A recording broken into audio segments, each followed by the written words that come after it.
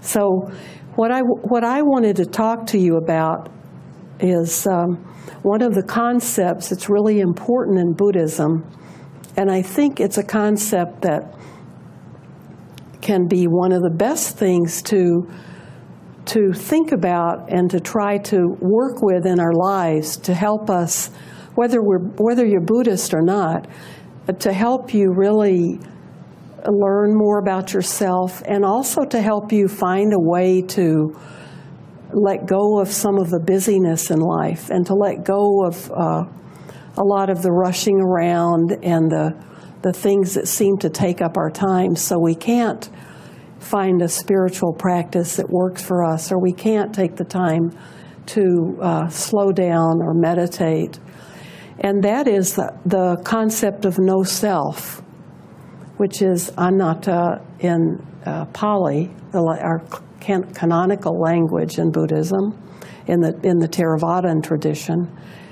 And the concept is often misunderstood, and I think I have a handle on some of the easier ways to understand the concept of no self, and the ways that are very practical for us. And the longer I do what I do and talk to more people, I think it's a concept that can relieve us of a lot of the pressures that we live with every day if we can embrace it more and more. So in Buddhism, we talk about the three marks of existence. And anatta, or no self, is one. And suffering, dukkha, is another. And the third one is, and I always blank out when I count things, anicca, which is impermanence. So these are the marks of every living thing. We are not permanent. We do not actually have a self. Something might be like a soul, or like a part of us that's separate from ourselves. We don't actually have that other being part of us.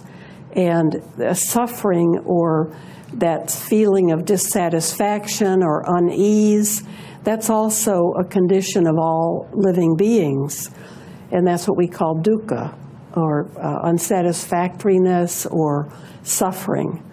Suffering's kind of a heavy word to use, and most people think, well, a lot of people who don't know much about Buddhism, they hear about dukkha, and then they think that Buddhism is all about suffering, and I don't need any more of that. I want something that's about being happy. And what the Buddha actually taught was that a mark of existence that we all share, suffering, is a condition of this life, but there's a cause for it, and there's a cure for it, and there's a way to deal with it and work with that. So we transform it into, we may experience pain, and we'll experience sadness, but when we understand the nature of suffering, we learn to see through it. So suffering is created by our cravings, our craving for things to last, for things to be permanent. So impermanence is one of the other conditions. So when we crave permanence, we fall in love with someone, we don't want it to ever change.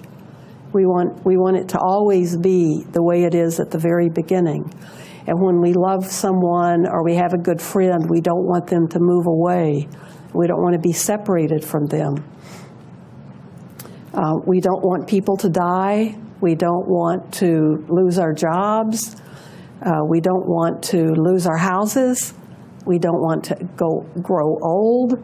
And when you look in the mirror, and every day you find your hair's a different color, or there are more wrinkles, or it's harder to get up in the morning, or Tylenol is your best friend, then we recognize we're aging, and that's very hard.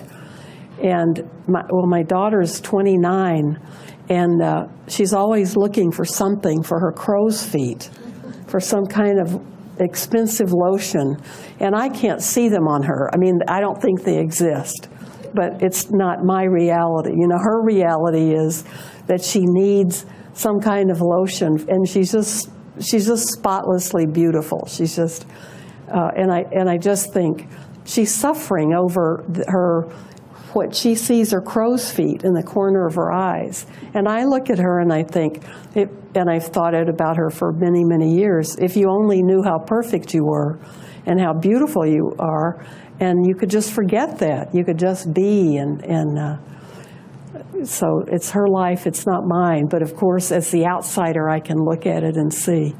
So I don't think when I was 30, I wasn't as lovely as she is, but I didn't think I had crow's feet. So we all create our own suffering.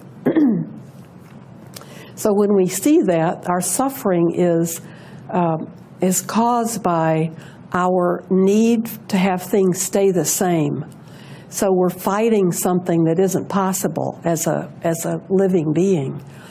And at the base of that craving then, that attachment, and it's just our wanting to cling to things. We want to cling to things that make us feel secure, or make us feel good, or make us feel protected, so we have no fear.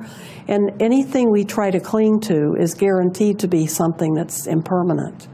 So no matter how tightly we hold on to it, we can't. And so that's what creates our suffering.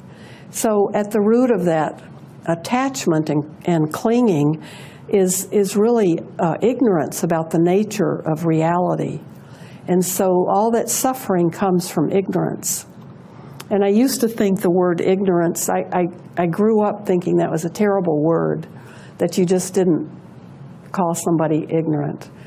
It was like calling them stupid. And so it was a hard word in Buddhism for me I always want to soften it. It doesn't, I don't want to be offensive with it. But it's really not, it is really just kind of innocent, pure, not understanding the realities of the natural world.